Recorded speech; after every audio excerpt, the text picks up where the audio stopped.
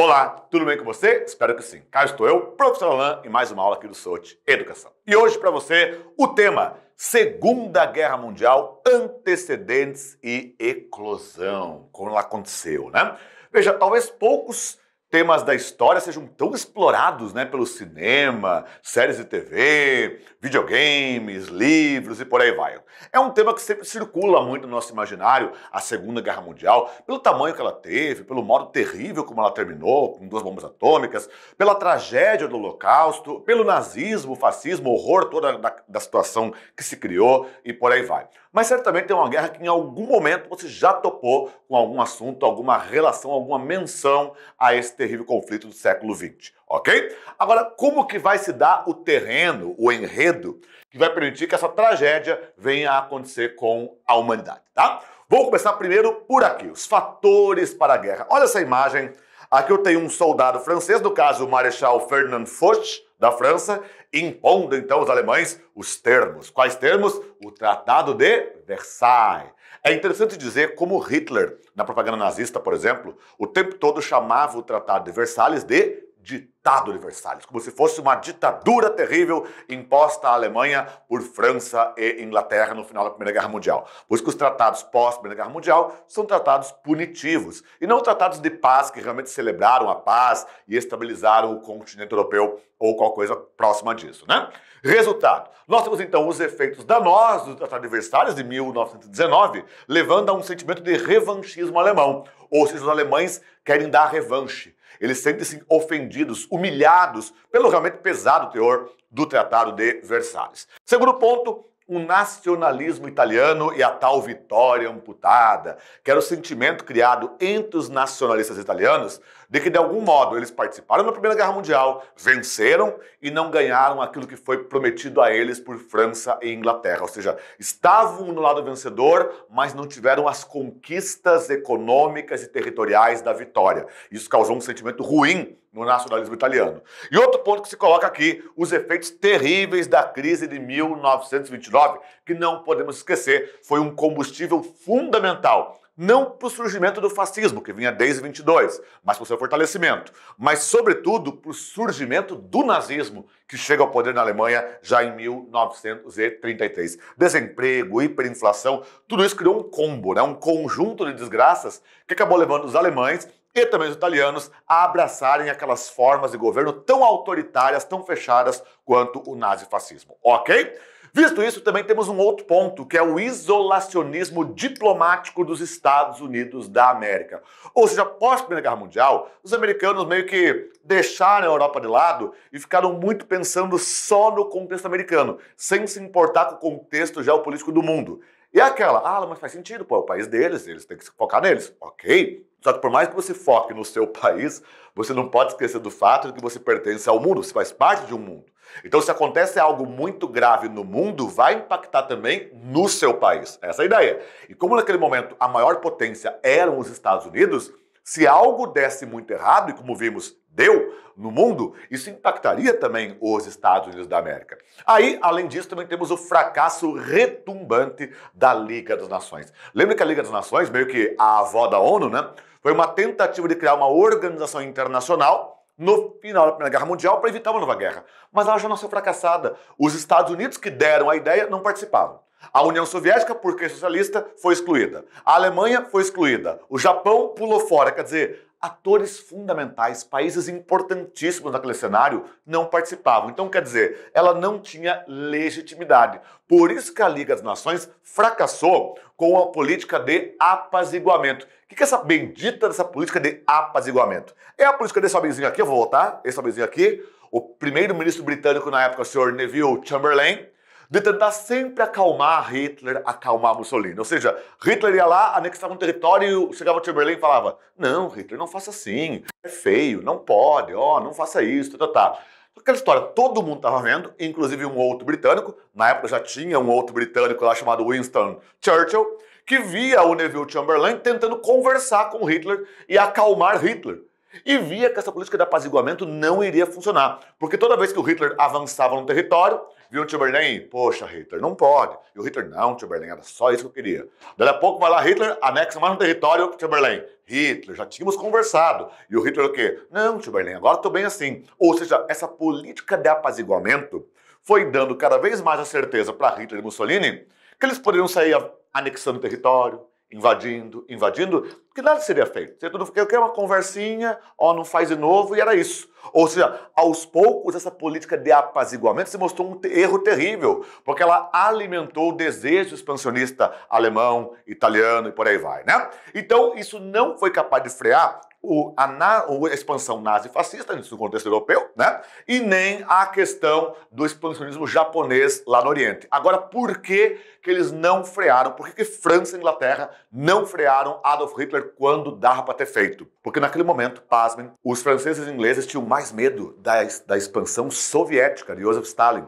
Ou seja, na visão de franceses e ingleses, talvez Hitler seria a única força capaz de frear o avanço do socialismo soviético sobre a Europa. Ou seja, literalmente França e Inglaterra contavam que Hitler fosse proteger a Europa.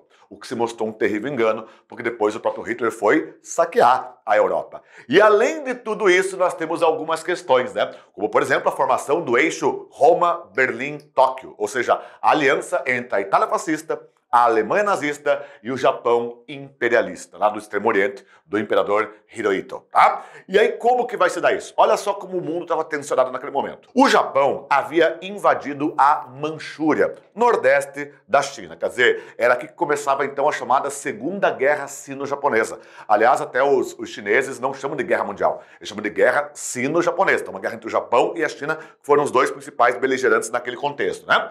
E em 1931, essa invasão foi contestada pela Liga das Nações. Quer dizer, a Liga das Nações questionou a invasão da Manchúria pelo Império Japonês. O que o Japão fez? Não dava nenhuma credibilidade para a Liga, não dava nenhuma importância, ponto. Saiu da Liga e é isso. Saiu da Liga e continuou mantendo a ocupação ilegal da Manchúria chinesa. Além disso, em 1932, houve uma conferência, a Conferência de Lausanne. E essa conferência finalmente cancelou, suspendeu a dívida imposta à Alemanha pelo Tratado de Versalhes, que era uma dívida impagável, uma dívida astronômica, realmente não tinha condições de pagar aquela dívida era irreal do ponto de vista de poder pagar ou não. E aí, finalmente, houve a suspensão da dívida. Quando suspendeu-se a dívida sobre a Alemanha teve o quê? Espaço econômico para crescer. O problema é que ela não vai crescer de modo civil, ela vai crescer de modo militar. Vamos lembrar que quando houve a crise de 29, por exemplo, nos Estados Unidos, uma das formas de tentar recuperar a economia americana é o Estado entrando na economia. Só que o Estado entrou nos Estados Unidos, mas sobretudo com obras civis, pontes, rodovias, hospitais, viadutos, por aí vai. Já no caso da Alemanha nazista, o Estado entrou como? Promovendo a indústria bélica. É aí que Hitler vai começar a criar as suas Wehrmacht, que eram as forças armadas alemãs, formadas pela Heer, o exército, a Luftwaffe, que era a força alemã, e a Kriegsmarine, que era a marinha de guerra nazista, tá? Agora, no processo, então, eis que ocorre, então, esse rearmamento alemão, a partir de 1935, a indústria bélica na Alemanha, ela ressurgiu com força total.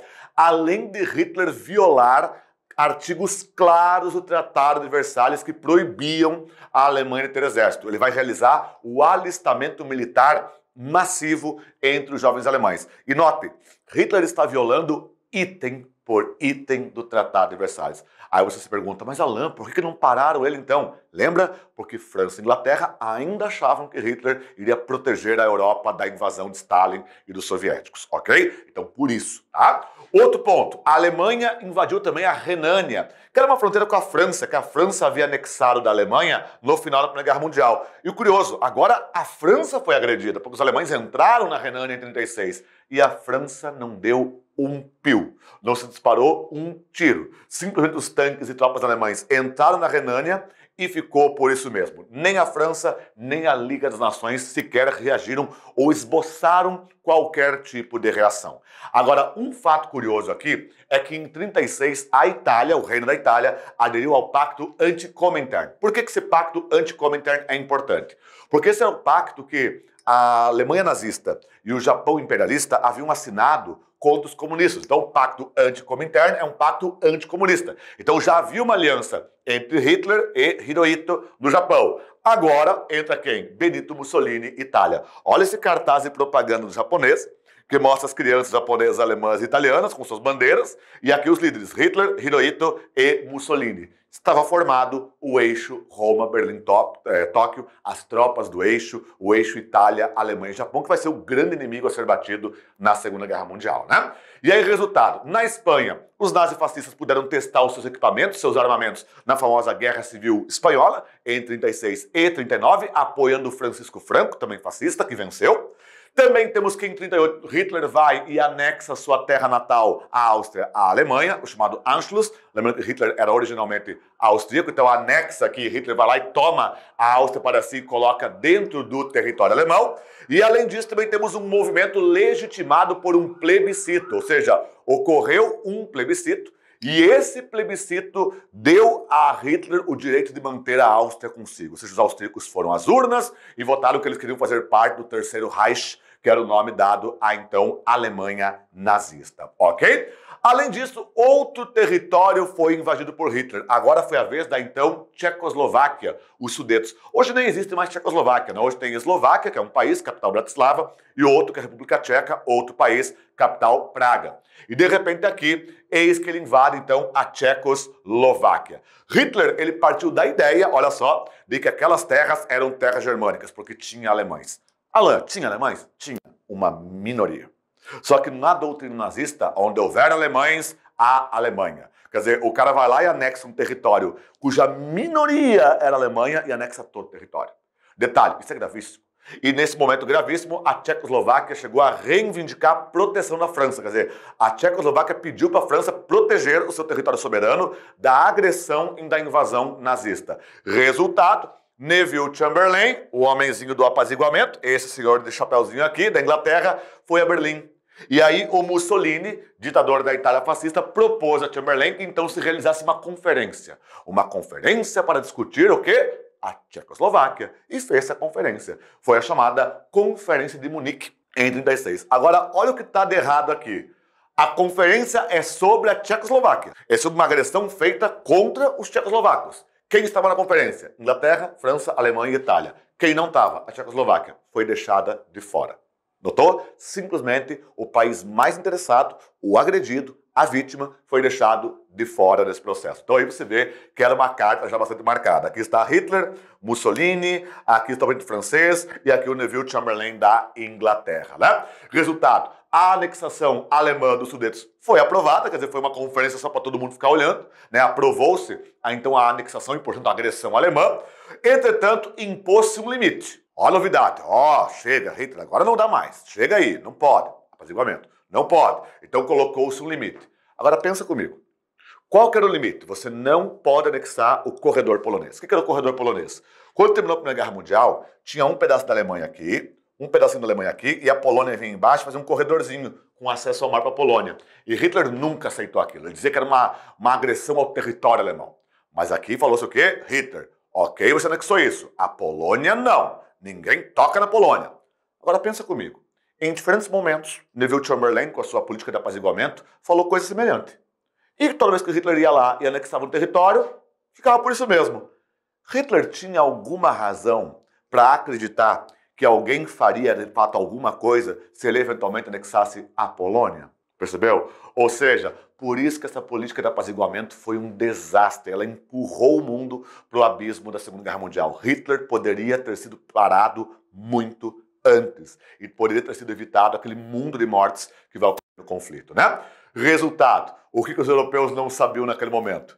Que Hitler estava jogando para os dois lados. Lembra? Os europeus achavam que Hitler iria proteger a Europa de Stalin, quando na realidade ele havia feito uma aliança, um acordo com o governo. Mas olha que interessante. Itália, na época, em 38, já havia invadido, por exemplo, a Albânia, né? Ali no Mar Adriático, Península Balcânica, já havia invadido a Albânia. Além disso, em 39, Hitler e Mussolini firmaram o Pacto de Aço. Nota, não é mais um pacto político, um pacto de aliança. Não, é um pacto de aço. Ou seja, é um pacto militar. Agora as tropas armadas italianas e as tropas armadas alemãs estão juntos nesse momento, né? Além disso, A surpresa europeia, o Tratado de Não Agressão Germano-Soviético, também Tratado de Pacto ou Tratado Ribbentrop-Molotov. Joachim Ribbentrop, que era o ministro de Relações Exteriores do Terceiro Reich, da Alemanha, e Molotov, que era o ministro secretário de Relações Exteriores da então União Soviética. Em segredo, Hitler e Stalin assinam um tratado.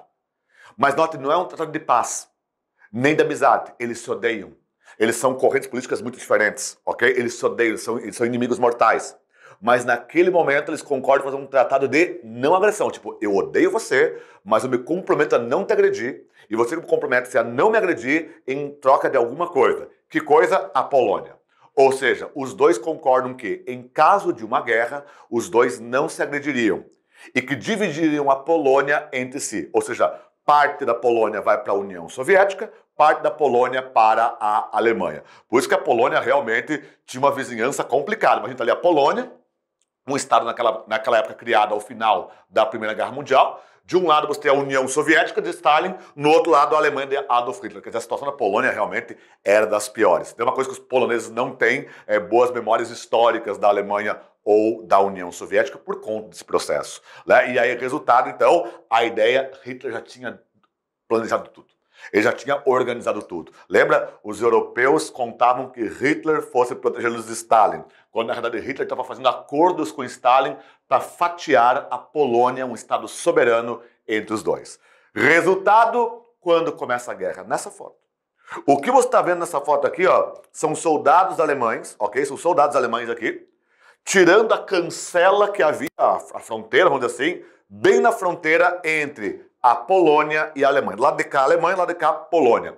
Isso aqui é no dia 1º de setembro de 1939. Te dou até a hora. 5 horas e 45 minutos da manhã. Começa a agressão nazista contra a Polônia. Ou seja, Hitler pagou para ver. Por conta da política de apaziguamento, achando que nada iria acontecer, Hitler vai por tudo ou nada e invade a Polônia. Rapidamente os poloneses são derrotados. Detalhe, quando houve invasão, finalmente, mas tarde demais, Inglaterra e França acordaram para a realidade. E aí deram um ultimato para que Hitler retirasse suas tropas da Polônia em 24 horas, ou então era guerra. Resultado? No dia 3 de setembro de 1939, diante da ausência de qualquer movimento alemão de retirar suas tropas da Polônia, o Império Britânico declarava guerra a Adolf Hitler, seguido depois pela França. O mundo mergulhava no horror da Segunda Guerra Mundial, que duraria até agosto de 1945. Beleza? Curtiu? Entendeu? Aprendeu? Espero que sim. Todo mais já sabe, um fortíssimo abraço. E que a força, claro, sempre esteja com você. Tchau, tchau!